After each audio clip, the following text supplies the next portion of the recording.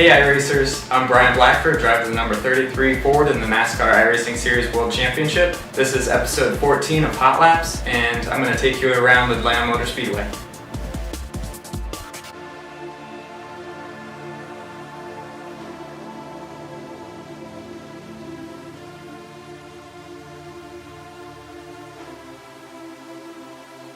Alright, we're going to hit the line at 200, we're going to hit 207 in turn 1, turn in a little bit late, and get back down to that white line a little bit later than you'd expect to come off. It's actually a pretty short back straightaway. You spend a lot of time in the turns here. Take a pretty shallow entry into turn 3. Make sure you get to that white line. That's the most important part about 3 and 4. Come off, slide up towards the wall, and we're going to run at 28.48. Turns 1 and 2 are quite a bit different from turns 3 and 4. 1 and 2 is a longer turn, so you're going to have more time to heat up the tires, which means the car's not going to handle great off the turn.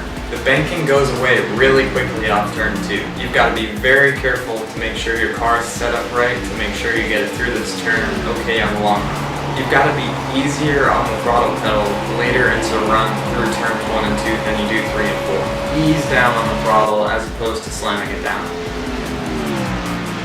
One of the most common mistakes I see at Atlanta is people set their car up too tight in order to make it through a long run.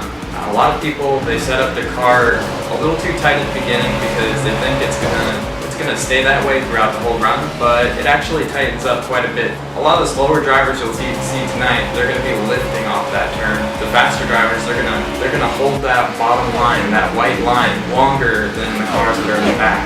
They're going to shoot up towards the wall very, very late compared to the slower drivers. In order to be fast on a long run, you have to be a little edgy at the beginning of the run in order to make sure you don't get too tight. Because of this, you'll see a lot of people get loose, and since everybody is so close in speed, it's easy for somebody to just hit that guy a little bit more sideways than he already is and cause a big mess.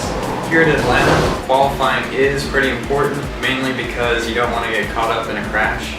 There's going to be a large line of cars lined up on the bottom, and if any one of those cars has to check up for any reason, it can start a big crash and ruin your race right from the get-go. So it is really important to qualify well, and you'll see probably the winners start from the top 10 at least tonight. To win a race at Atlanta, it takes quite a lot of patience. There's going to be times where somebody gets shuffled back who has a fast car, and they're just going to have to take their time and work their way back up through the field. If there's a lot of cautions, it's going to be hard for one driver to dominate the whole race. There's going to be too many different pit strategies, and you're going to see a lot of shuffling among the front runners. If the race goes green, it's very possible that somebody could lead green to checker, but that's probably not going to happen.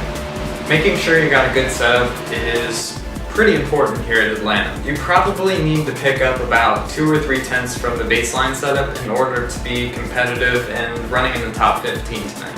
In 2 weeks, we'll be at Kansas Motor Speedway. This is iRacing's newest oval track. It's going to be a lot of fun. There will be many different grooves that we'll be able to run, but first things first, we're going to get through tonight. I'm looking forward to this race. It's definitely been one of my better tracks in the past. Hopefully we put on a good show for you guys, and we'll see you in 2 weeks.